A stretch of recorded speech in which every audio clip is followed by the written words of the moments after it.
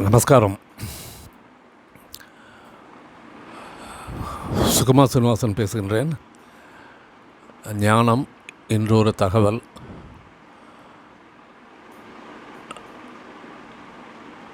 நமது ஞான மார்க்கத்திலே பல்வேறு விதமான வார்த்தைகள் பிரயோகப்படுத்தப்படுகின்றன. இந்த வார்த்தைகள் ஒவ்வொரு ஞானிக்கும் வித்தியாசமாக இருக்கும்.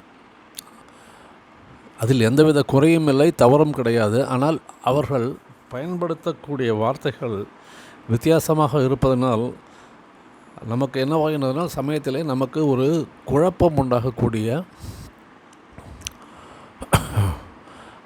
ஒரு வழி இருக்கின்றது. குழப்பம் உண்டாகி விடலாம். ஏனெனில் நம்மை பொறுத்தமட்டில் எப்பொழுதுமே நாம் வார்த்தைகளை பிடித்து கொள்வோம். அது சாதாரணமாக நமது தினசரி வாழ்க்கையிலே ஆகட்டும் அல்லது மற்ற எதிலே ஆகட்டும், எந்த ஃபீல்டாகட்டும், குடும்ப வாழ்க்கை, அலுவலக வாழ்க்கை, சமுதாய வாழ்க்கை, எந்த விதமான வாழ்க்கையிலுமே நாம் வார்த்தைகளை பிடித்து கொள்வோம். நாம் சொல்லுகின்ற வார்த்தையை பிடித்து கொண்டு தொங்குவோம். மற்றவர்கள் சொல்லுகின்ற வார்த்தைக்கு என்ன அர்த்தம் என்பதை விவாதிப்போம், அதை மறுப்போம். எல்லாமே நடக்கும். ஏனெனில் நாம் வார்த்தைகளை பிடித்து கொள்கின்றோம்.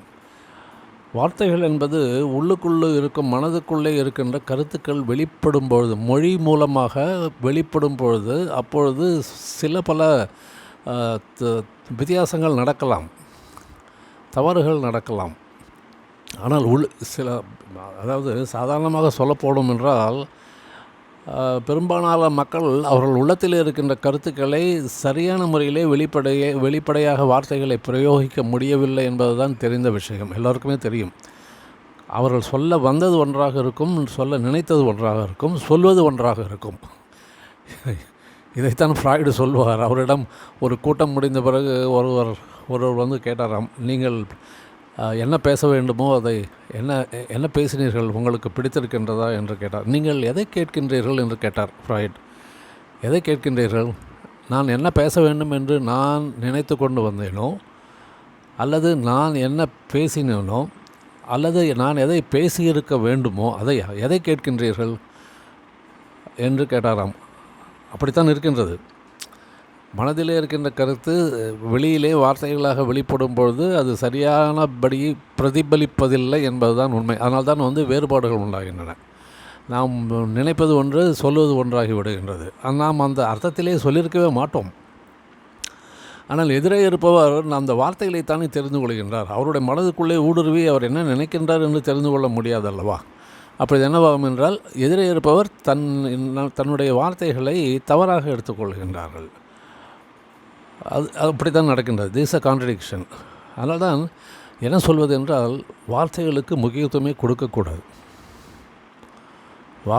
முக்கியமாக ஞானத்திலே வார்த்தைகளுக்கு முக்கியத்துவமே கொடுக்கக்கூடாது. உண்மைக்குத்தான் முக்கியத்துவம் கொடுக்க வேண்டும். இரண்டிற்கும் வித்தியாசம் இருக்கின்றது என்பது உங்களுக்கே தெரியும். ஏனெனில் வெளிப்படுகின்ற வார்த்தைகள் சரியாக மனதை பிரதிபலிப்பதில்லை ஒன்று. இரண்டாவது, வெளிப்படுகின்ற வார்த்தைகள் மனதில் எந்த விதமான பிடிப்பு நிலைகள் இருக்கின்றனவோ அதற்கேற்றாற்போல் தான் வெளிப்படுகின்றன. ஏனெனில் அவற்றிலே உண்மை இல்லை என்பது உங்களுக்கு தெரியும். மனம் எந்த அளவுக்கு கட்டுப்பட்டு கிடக்கின்றதோ,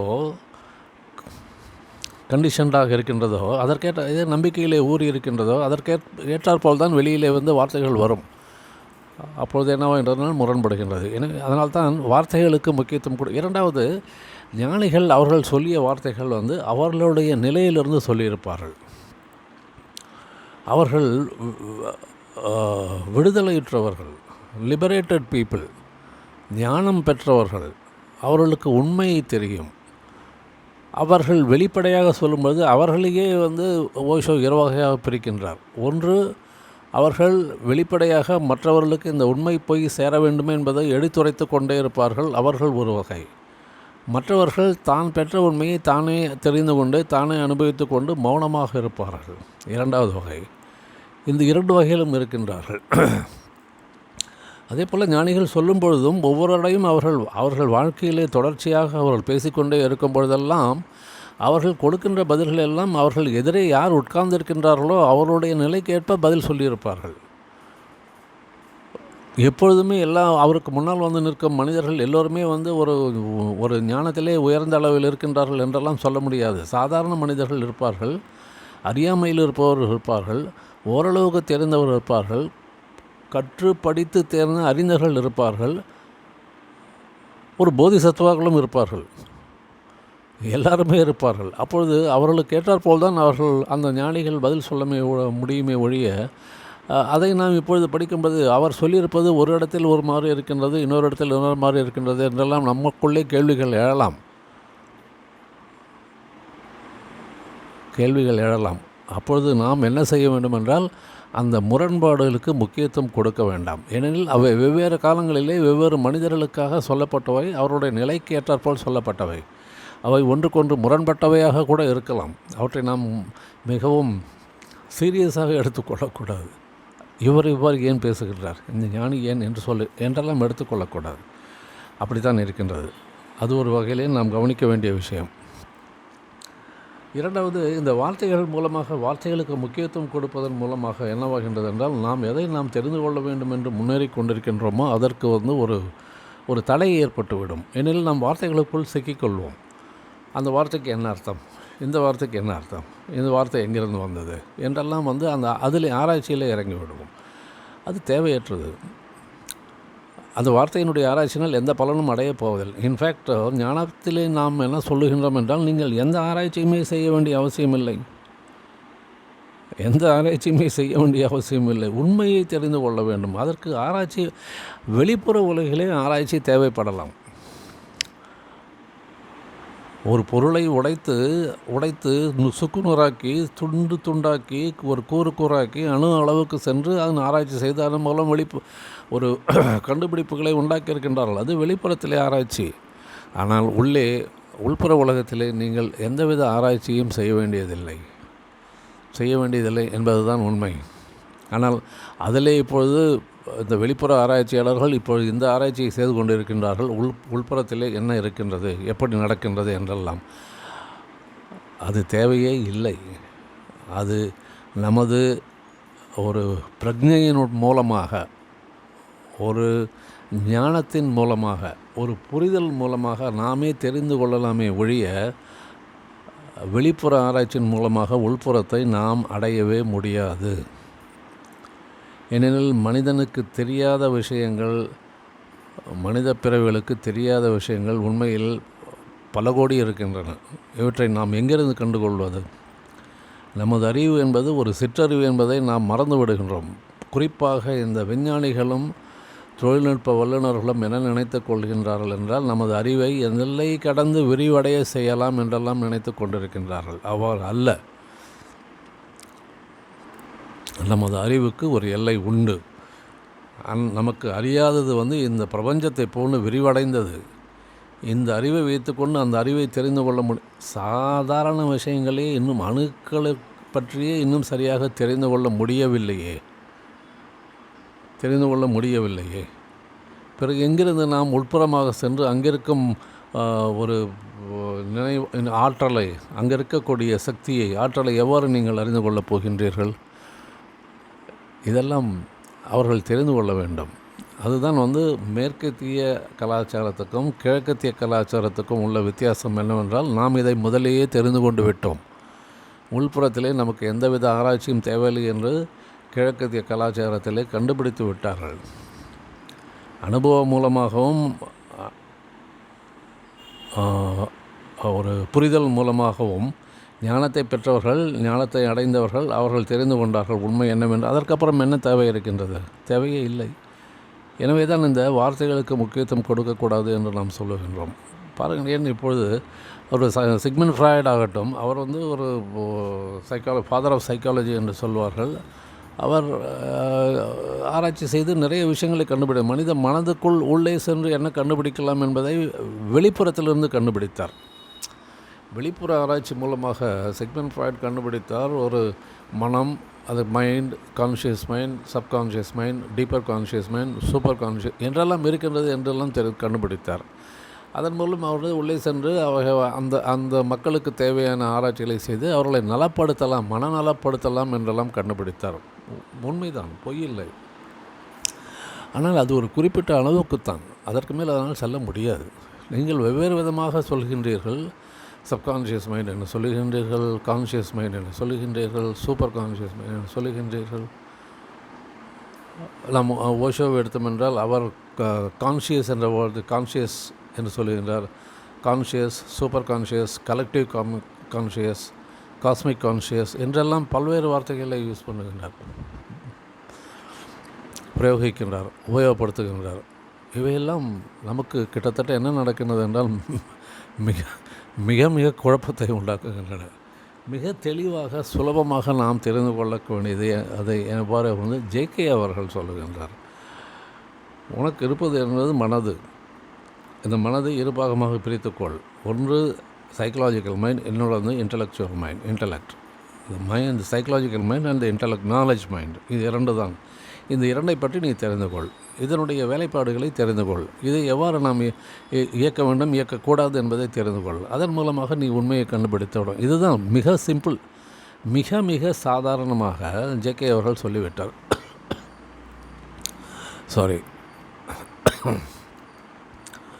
மிக மிக சாதாரணமாக சொல்லிவிட்டார். சைக்கலாஜிக்கல் மைண்ட், இன்டலெக்சுவல் மைண்ட், இதை தெரிந்து கொள் என்று சொல்லிவிட்டார். அதை நாம் முதலிலே பார்த்திருக்கின்றோம். விரிவாக மற்றொரு காலத்திலே அதை பற்றியும் பேசலாம். ஸோ இதை இரண்டையும் தெரிந்து கொண்டு விட்டோமானால் நமது மனதினுடைய வேலைப்பாடு தெரிந்து விடுகின்றது. அதன் மூலமாக வெளிப்புற வாழ்க்கையிலே நாம் எவ்வாறு வாழ்கின்றோம், உலகத்தில் காரியங்கள் எவ்வாறு நடக்கின்றன, உலகத்தினுடைய பல்வேறு விதமான துன்பங்களுக்கும் பிரச்சனைகளுக்கும் காரணம் என்பது இந்த மனது தான் என்பதை நாம் தெரிந்து கொள்கின்றோம். இவர் இவ்வளோ அழகாக சொல்லிவிட்டார். அதனால்தான் ஓஷோவே சொன்னார் ஜேகேவை, அஷ்டவக்ர கீதை என்ற ஒரு நூல் இருக்கின்றது. அத்வைத ஃபிலாசபியினுடைய ஒரு உன்னதமான நூல். அஷ்டவக்ரர் என்ற முனிவரால் எழுதப்பட்டது என்று சொல்வார்கள். அந்த நூல் இப்பொழுது படித்தோம் என்றால் ஆன்மீக சாதனை செய்பவர்களுக்கு, ஆன்மீக சாதகர்களுக்கு அந்த அளவுக்கு நேரடியாக அது வந்து புரிவது மிகவும் கடினம். ஏனெனில் அவர்கள் படிப்படியாக மேலே சென்று பிறகுதான் அதை பற்றி புரிந்து கொள்ள முடியும் என்று வைத்துக்கொள்ளலாம். அத்தகைய புத்தகத்தை இன்று நடைமுறையில் இருக்கும் ஒரு வார்த்தைகள் மூலமாக அவற்றை வந்து விளக்கமாக சொல்ல முடியும் என்றால் அதுதான் வந்து ஜேகேவினுடைய ஃபஸ்ட் அண்ட் லாஸ்ட் ஃப்ரீடம் என்று சொல்லக்கூடிய புத்தகம் என்று ஓஷோ குறிப்பிட்டிருக்கின்றார். இன்று நாம் அதை படித்தோமானால் நாம் இப்பொழுது இந்த காலத்திலே இந்த ஜெனரேஷனிலே ஒரு படிக்கக்கூடிய புத்தகமாகத்தான் அவர் ஜேகே அதை வடிவமைத்திருக்கின்றார். அதிலே தான் இந்த intellectual mind and psychological mind பற்றி சொல்லுகின்றார். மற்றபடி மைண்டினுடைய ஸ்ட்ரக்சர், அதனுடைய கெட்டப், அதனுடைய மேக்கப், அதை எவ்வாறு நாம் வந்து எவ்வாறு இருக்கின்றோம், எவ்வாறு இருக்க வேண்டும் என்பதையும் விளக்கமாக அந்த புத்தகம் முழுவதும் சொல்லியிருக்கின்றார். ஏனெனில் அல்டிமேட்லி மனம்தான் தடைக்கல். இதற்கு இன்பமாக வாழ்வதற்கும் ஒரு உண்மையை தெரிந்து கொள்வதற்கும். நாம் உண்மையை தெரிந்து கொள்வது என்பது அவருடைய வார்த்தை. நாம் அதை எவ்வாறு எடுத்துக்கொள்ளலாம் என்றால் முக்தி அடைவதற்கு.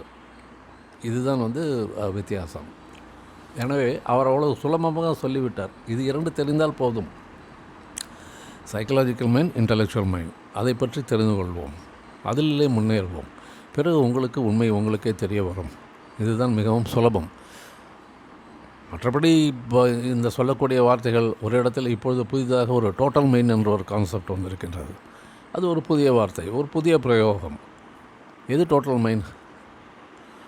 டோட்டல் மைண்ட் என்று ஏதாவது இருக்கின்றதா? இப்போது நாம் சொல்லுகின்றோம், நடைமுறை வழக்கத்தில் என்ன சொல்லுகின்றோம்? கவர்மெண்ட் என்று சொல்லுகின்றோம். கவர்மெண்ட் என்று ஒன்று இருக்கின்றதா? இருக்கின்றது. நாம் சொல்லுகின்றோம், அந்த வார்த்தையை பிரயோகப்படுத்துகிறோம். பட் உண்மையிலே கவர்மெண்ட் என்று ஒன்று இருக்கின்றதா? இல்லை. கவர்மெண்ட் என்று ஒன்று தனியாக இல்லை. ஏதோ ஒரு வடிவம், உருவம் இருக்கின்றதா? இல்லை. அங்கே ஒரு வேலை செய்ய மனிதர்கள் குழுக்களாக, சிறு சிறு குழுக்களாக ஒவ்வொரு வேலையை எடுத்துக்கொண்டு செய்ய மனிதர்கள் தான் இருக்கின்றார்கள். அதற்கு எல்லாவற்றையும் சேர்த்து ஒரு பெயர் என்ன கொடுக்கின்றார்கள்? கவர்மெண்ட் என்று. அப்படி தானே இருக்கின்றது. ஸோ கவர்மெண்ட் என்று ஒரு வார்த்தையை ஒரு உருவமே கிடையாது. அதே போலத்தான் டோட்டல் மைண்ட் என்று ஒரு டோட்டாலிட்டி எங்கே இருக்கின்றது? டோட்டல் மைண்ட் என்று ஒன்று கிடையாது. பிரிவுகள் இருக்கின்றன. ஜேகே சொன்னார் சைக்கலாஜிக்கல் மைண்ட் என்று இன்டலெக்சுவல். அது கூட அவர் புரிந்து கொள்வதற்காக சொன்னார். அவ்வாறு ஒரு பிரிவு உண்மையிலே கிடையாது. ஆனால் அதுக்கு ஒரு பெயர் கொடுத்து அதை நாம் புரிந்து கொள்ளலாம் என்பதற்காக அவர் பிரித்து காண்பித்தார்.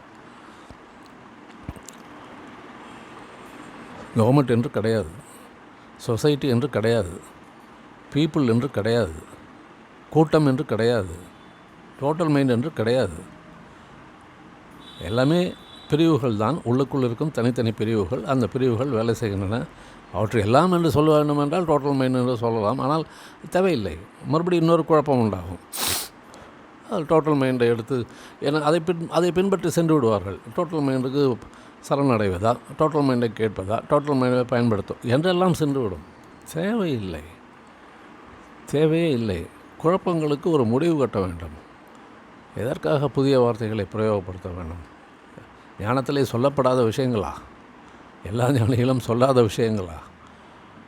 எனவே அவ்வாறு பிரிவுகளை நாம் வார்த்தைகளை பிரயோகித்து அதன் பின்னாலே சென்றோமானால் மறுபடியும் நமக்கு குழப்பம்தான் வரும். ஞானம் என்பது எளிது, மிகவும் எளிதாக சொல்லப்பட்டது. எளிதாக குருமார்கள் சொன்னார்கள். எளிமைப்படுத்தி சொன்னார்கள். அப்படியே இருந்துவிட்டு போகட்டுமே. ஏன் அதற்கு ஒரு புதிய பெயரை கொடுத்து ஒரு புதிய குழப்பத்தை உண்டாக்க வேண்டியது? தேவையில்லை. அதுதான் தேவையில்லை என்று தான் நாம் நினைக்கின்றோம். நன்றி, வணக்கம்.